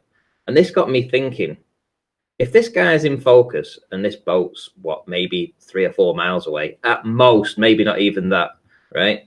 And he's on the shoreline, so he's obviously higher than the water. There should be no curve between him and this boat. But clearly there's at least 20 feet missing on this boat. And this is this shoaling effect that's happening in Hawaii, because he was doing this observation from Hawaii. Now, obviously, he's put this out. I don't even think he thought that it was an interesting image, because he has a bunch of other images. I can show you a thing like that with this inferior mirage that's pulling down these letters, you know, and he's got another observation at some point where, oh, here we go, the sunset image in the distance, right? But what he didn't consider when he released this video was that there can be no earth curve between this boat and him. There can be no earth curve at all. It's not, the boat isn't far enough away. This guy's in focus. This boat is maybe 4 miles away at the very most. This is ace. Oh, I Isn't wish it? this was on the live show. So, right, we need to get all the stats on this picture and then put it out to pasture, right? What's the cause of this? Because if it's got obstruction, which it has, and they can run it through the maths, which they will, and it shows that there shouldn't be any obstruction, what's the cause? Are we suddenly going to have sinking come into play from the globe side? So I saw this video and I was looking for it again. I was trying to find it. It took me ages. I just found it today, actually, just found it now. And this image has been playing on my mind, because I know that you can't have this guy in focus and that boat so big in the background. It can't be any more than 3 or 4 miles away. Literally, I would even go as far as saying that it's maybe only 2 miles away. But look how much of the hull is behind water. In Hawaii, where I did the demonstration before about the shoaling effect. This is awesome. Who is this dude? BM Furball. This is BM Furball. There we go. BM Furball. Hold on, it's Hawaii on screen. update. Hold on. Just get it on screen. Awesome. And obviously, I mean, this is just sensational, in my opinion, because that boat is sinking and he's actually on the shoreline, and he's, in my opinion, higher than this guy that's at the, you know, he's obviously filming off the, what we'd call the seawall. He's filming off the seawall. The guy that's taking the image is probably level with this guy's waist, by all accounts. And clearly, this guy isn't standing in the water, so he's obviously above the water himself, maybe by a few feet. And with this boat can only be 3 or 4 miles away, there should be no curvature. There should be no curvature. The camera will be higher than by about 6 or 7 feet, easily above the water. So how is this boat sinking? Well, this is a first, isn't it? Typically, we get these effects where they're conducive with Earth curve calculations, and they just blag that it's Earth curve, right? Well, Yep. How often have you seen it where it's less distance with the same effect? Not often. I mean, I say that having as soon as those words came out of my mouth, I was picturing that absolutely epic digger with the turbines behind. So I'm saying it. You've already cracked this one right open. So I apologise, Ranty. Nevertheless, That's it's This cool really as frig, though, isn't it? This Skookum. really supports the presentation you did earlier about Hawaii. Yeah. Really a lot. Because it's very close, and still there's this obstruction in this case, not concealment, but obstruction. So impressive. And this is what you'd expect to see anywhere that there's shoaling going on. Now you push this boat another 3 or 4 miles away, you won't see it because it'll be completely vanished. Its angular size will have changed. It will have got so much smaller. That shoaling effect will still be there. You know, and it's if you look anywhere in the world, every country in the world is basically an island. It doesn't matter where you go; it's surrounded by water. Everything is surrounded by water, and you always have these deep areas around it. And Hawaii is especially. Look at this, perfect. I think this is one of the best images that I've found recently for proof of shoaling.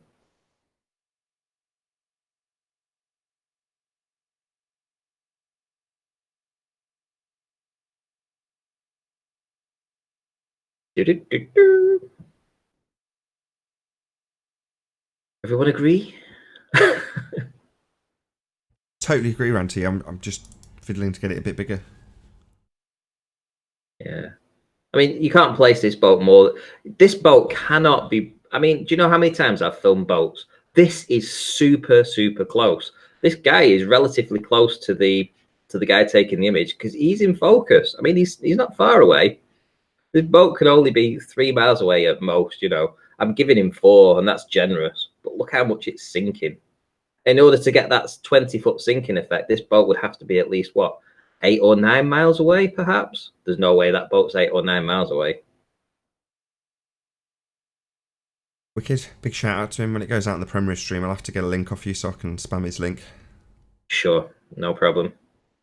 But it's all linked in with a few. Here's a globe earther, and he's showing these effects. Here we've got another one here, where we've got this somewhat of a boat missing in the distance, or something missing in the distance.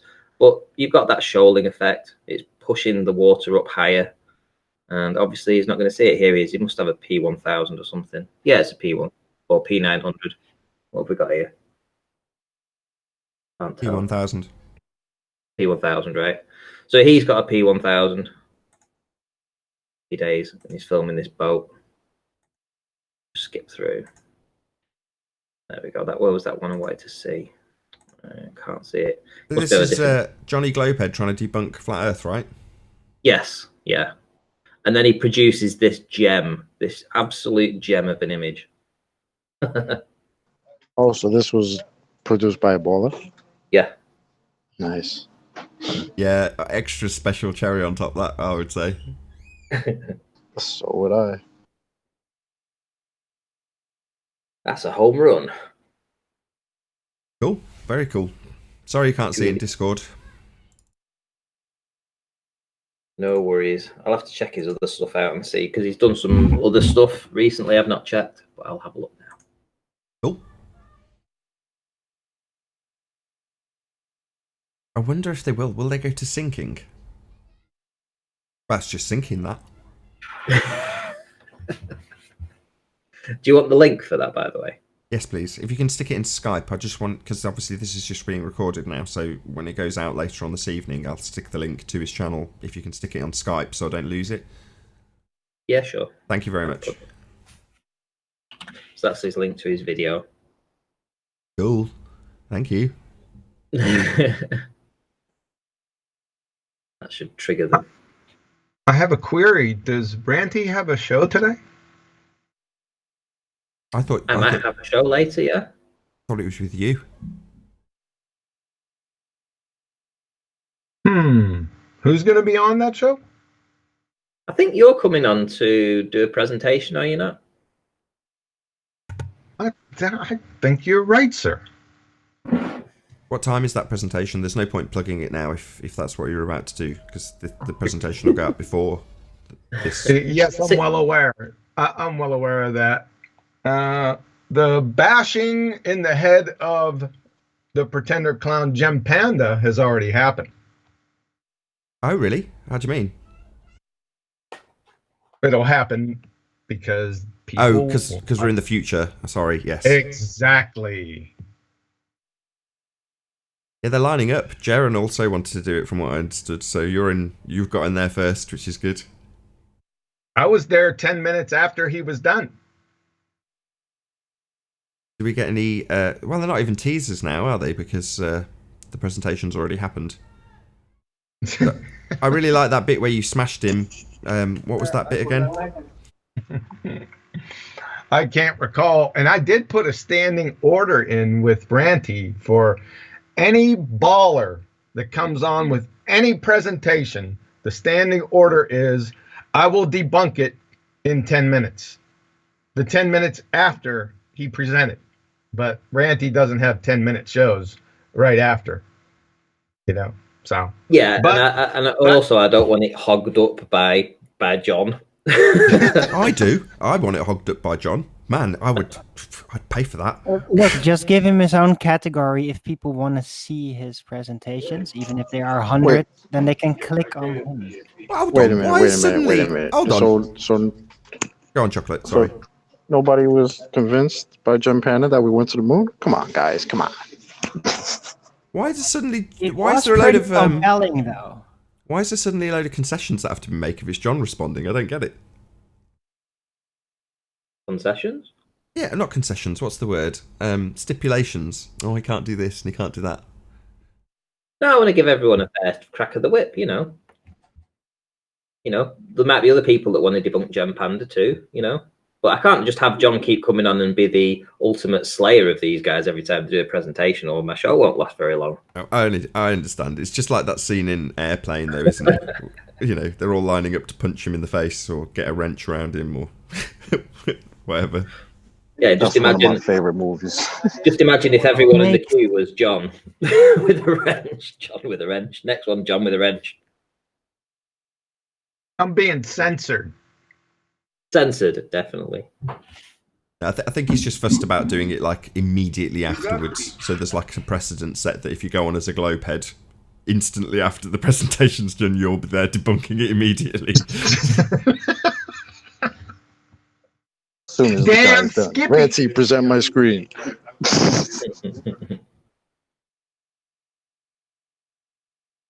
I don't know. I was pretty convinced by Gem Panda that we went to the moon. I was hoping he'd go into more detail about the moon buggy. Yeah. I was missing out on that, but yeah, it was definitely convincing. Was it just a rehash of his video that he did about 18 months ago? I didn't see that. Yeah, I think it was somewhat along that. Oh, okay. I know the general gist of the presentation then. I will watch it as well, Ranty. I'm not saying I'm not going to watch it. So how do you think I'm going to tear apart this nonsense? Hey, guys, I was thinking. Hold on. Go on. I'm not going to answer. I know what I would answer, but anybody in Discord or the panel? Did you hear the question, first of all? No, I didn't hear. How would you debunk this nonsense? What if I gave you one sentence? I said, okay, you got to debunk Gem Panda in one sentence. What would be your response? Can't have gas pressure without a container. Long sentence. I heard it. Go on. Who is that? Can't have gas pressure without a container. Booyah! Space Chocolate is in the fake. house. Yes, chocolate. Bang on. Well, I have a theory as to how the moon landings could have sort of happened without the astronauts knowing it. Get out. But hear me out. I want to put this out there. It's like, okay, they launch it with the space shuttle, right? And then they go in an arc, presupposedly over the curve, and then everything basically. Wait, yeah, they did. No, they didn't do that with the space shuttle, did they? How did they go? Oh yeah, through that pod thing. So what if they just were launched, then maybe mid-launch picked up or something, and then just kept up there, and they're like, okay, yeah, they're just held in that pod. They're supposed to communicate, and the whatever's supposed to happen is basically emulated, and then eventually they are drop landed within that moon studio. No, sorry, this is too far. But yeah, that was it. Yeah, okay. Just told them a bunch of stories. Sorry. Just John, can I get a title for you for this 6 p.m. show? What would you like? The title. I thought you'd come up with the title. It's just. I don't know what your presentation's about. I don't even know how you formulated it, what it's going to be. Are you going to present alternative arguments, or are you just going to go straight in and say you can't have this because of gas pressure without a container? What are you going to do? I don't know what the title is. I mean, just debunking Gem Panda, debunking Jeremy, right? Quantum. Debunking Jeremy. It's going to be short. Most of the time, a good part of it is debunking his outro. I mean, the actual presentation that debunks him is going to be quite short. How short? So, how short? I wouldn't put the whole presentation no more than 10 minutes. Okay. I would probably go down to about 8 minutes or so. It's not going to be long. For the purposes of ad revenue, can you keep it over 10 minutes, please? So I don't know what we're going to do after that. You got some snacks or something that we can enjoy? Or? Well, you might have to take some questions from the audience, you know. Well, I never. I think turn out the lights for 2 minutes. That should kill time.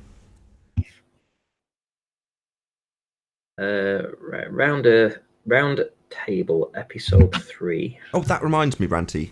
Why round table? Because I asked for suggestions, and when that came through, I immediately wanted it. Don't know why, just wanted it. Isn't it a bit like the Lone Rangers? It doesn't make any sense. Yeah, without a group that you're going around and discussion with, it does seem a little misapplied, maybe. Right. I like it. Fair enough. It doesn't have any particular meaning. You just like the rank. You just like the ring of it. Yes. Fair enough. Just like I like the ring of localized bulging. Love it.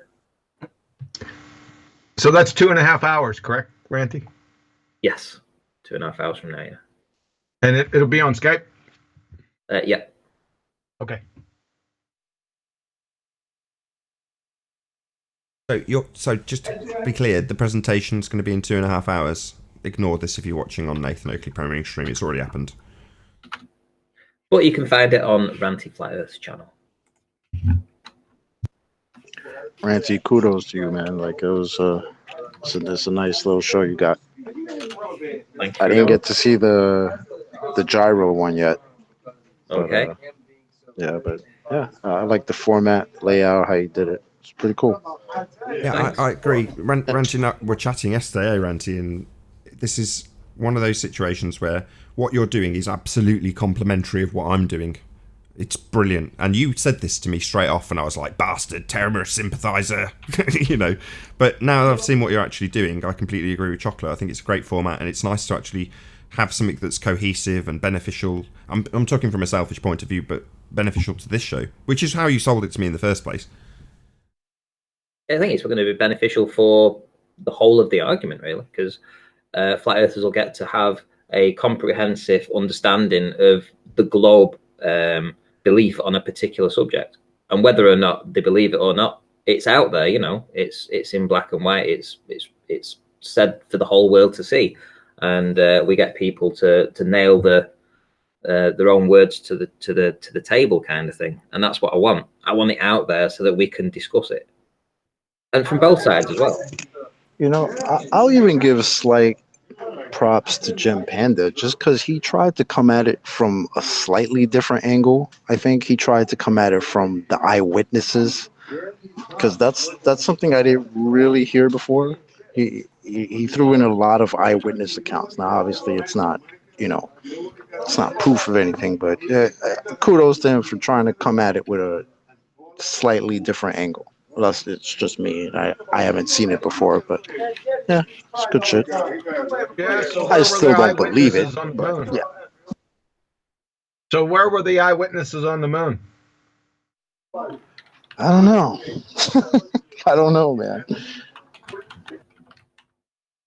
Right. Well, they this had is to leave moon one landing. guy, right? This is a moon landing presentation, right? So if you have eyewitnesses, then you have to have eyewitnesses where they landed. So can you give me the list of the people on the moon that eyewitnessed this? Yeah, my grandfather was an eyewitness. He heard it on the radio. Oh, that's an ear witness. An eyewitness. Nathan, that would make him a hair witness.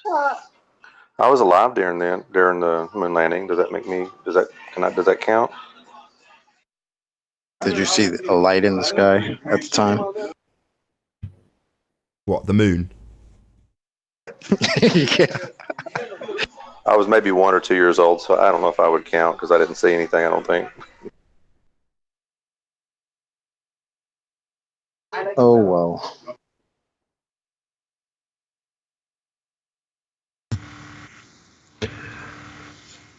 I'd like to barter my case for the restrictions on how many times I can come on in a certain time period on Ranty's show. I'm going to have my lawyer contact you.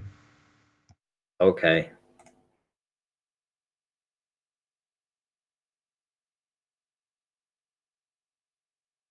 I'm thinking like 48 hours should be my limit. No, once a month. Once a month. Once a month? You can always debunk on Nathan's channel, you know. Wow, that was subtle, Ranty. Might as well say, look, I don't really want you there. It wasn't meant to be that way. But yeah, you know. Not even debunk just Nathan, debunk the whole channel. I've just remembered. It's just clicked. You and John had a row about a week ago, didn't you, Ranty? That's what this is about, isn't it? No, nothing of the sort. No, it's because I want the Globers to come in and beg the question, and I know John isn't going to allow that in his debunks of that. So essentially, it's just going to turn into the same circus that we've got going on at the minute, which is the Glober comes in with a bit of a presentation, and then they're begging the question, and then they're shot down immediately. So I don't want that every single time. You know, I would like another flat earther to come in and beg the question with them, debunking them on their own ground, you know? What? That's what I would like. You're telling me... But that's what's happening. What? So you're saying the rebuttal can't address the begging the question fallacy? I'm not saying that, but I'm just saying it doesn't have to be John every time doing it. Makes no sense anymore. It does. It does to me. I think begging the questions kind of like, or shooting at the begging the questions like shooting at the leaves on a tree. John just goes after the root.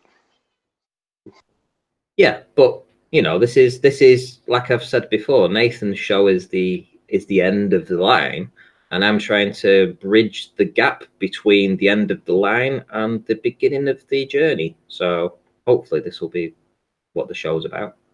Yes, but that doesn't have anything to do with the person debunk. Hold on, that doesn't have anything to do with the person debunking it, because you are allowing them to present their entire case without interruption, right?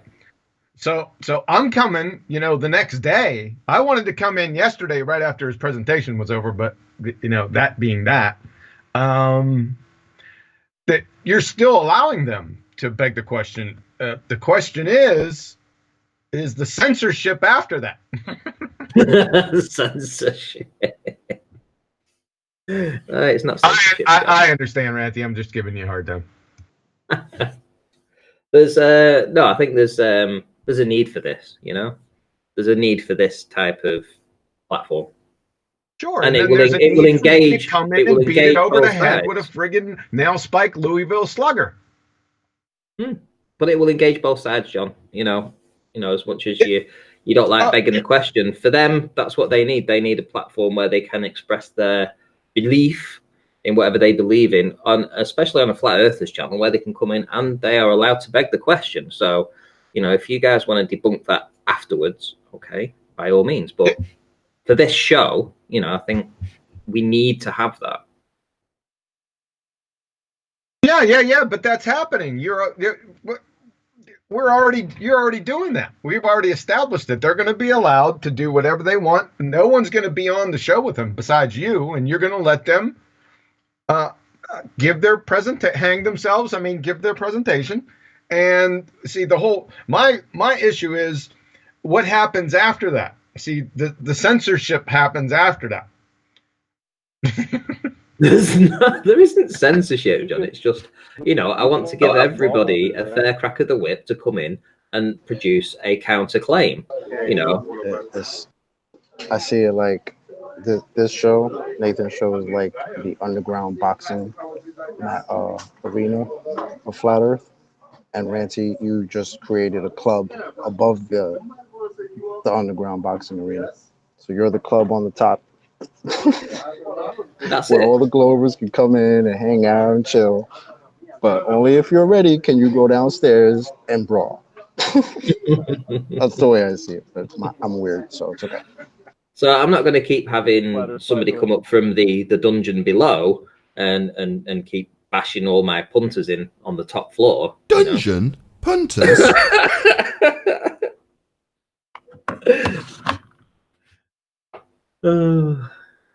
The dungeon, yeah. Now I got a question. Will Jeremy be allowed to rebut my rebuttal and have me be there? You mean a debate? Yeah. If you both want. If you both feel like slugging it out with each other, why not?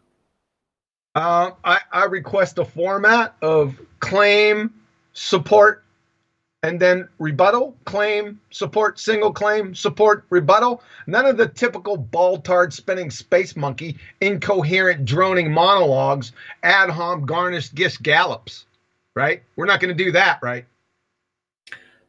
I haven't decided yet. So it should be, now just follow me. You've seen it a couple times. Person makes a claim, they provide support, and then rebuttal. And then, then that person rebuts, and then that person rebuts, and then the claim gets covered to exhaustion. Then the next point, systematically. So it's not a shit show. Yeah, somewhat along those lines, I would say. Yeah, right. I'm not trying to influence you or anything. I'm just trying to give you some ideas to prevent the shit show and to get to an end point. Because none of these debates that they call them, where there's three on the moderators, there's three moderators, all ball-tards, right? And they get there, they get into the discussion, that sort of fucking game. Right? That prevents that. You're the only moderator. Then it's claim, support, rebuttal. Claim, support, rebuttal. Right? It's systematic. You can put a time limit on it, that's fine. But none of this incoherent, droning monologues these friggin' spinning space monkeys go into. Just an idea.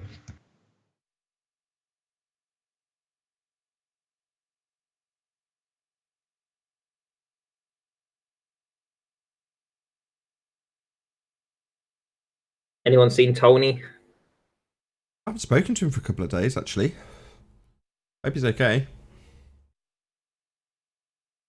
Yeah, he literally tried to call me just as I started my show last night, and I was like, "Oh my god, how can that be?" So, remove, and he's not phoned me back since. So I get that all the time.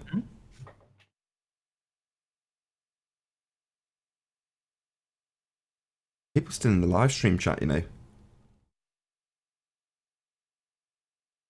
Jaronism's video from Sunday blocked on PBC copyright claim. Yeah, I let him know straight away as soon as I saw it happen, hoping that he'd see my Skype message, but he periodically only checks into Skype. But hopefully he'll edit out whatever it was that he had up there. What happened? What was it? It just had some little snippet from the BBC, and on the basis of probably 20 seconds worth of footage, they've removed his entire video from view. Oh wow, the vacuum nonsense. Because of that? I don't know specifically without asking him. I would assume so. Because that's the only thing that I can recall that I saw that was probably from the BBC was that little documentary or faux documentary where they had people trying to test out a vacuum chamber and you got soldiers inside it not wearing a full mask, just like eyes just out, and they're just hanging out in a vacuum chamber. It's ridiculous. Oh yeah. Saw that? Oh yeah. Nonsense. So They're robotic super soldiers. that's what I was typing in the chat. They're just wrong. They don't worry about vacuums over there.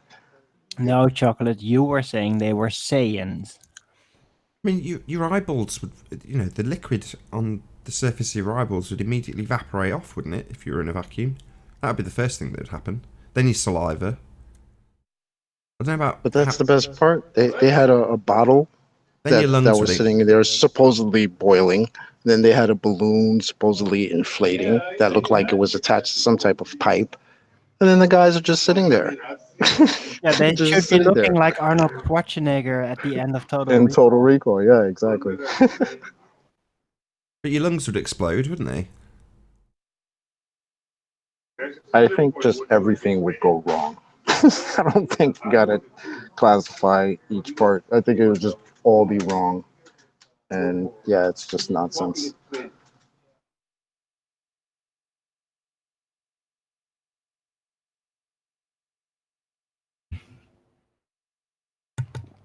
But it's almost like they did it on purpose.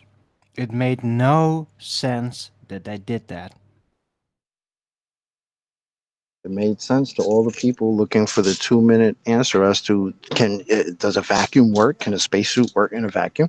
Well, maybe they were. That's what they want. Maybe they were only providing for the real fanatics, but they wouldn't dare to actually show something that is impossible because they fear the backlash in the end. Maybe that's well, they They dared. do so many things wrong, it doesn't make any sense that they make mistakes this sloppy. Yeah, that was a pretty bad mistake, I would say. But it makes Nathan, no you have- sense. Why wouldn't they just do it again? God. No? Nathan, you got Spanish class today? Yeah, I was just about to literally say to you, because you've had some gripes with me talking over your outro thoughts, if you want to call them that. So have you got anything to add, John? No, I'm not saying a word, man. Fair enough. With that, I will say a huge, massive, enormous thank you to all of you who've tuned in on the Nathan Oakley premiering stream for tuning in, hopefully smashing the super chat, liking, commenting, sharing, subscribing, and all that good stuff. Be sure to check out nathanoakley.com and the Flat Earth Debate Forum to keep up to date with the community debate. You should definitely join that forum, it's ace. Also, a massive thank you to all of today's debating panel on both Google Plus and Discord. I've been Nathan Oakley, and I'll see you all in the next video. Oh, what a day! What a lovely day!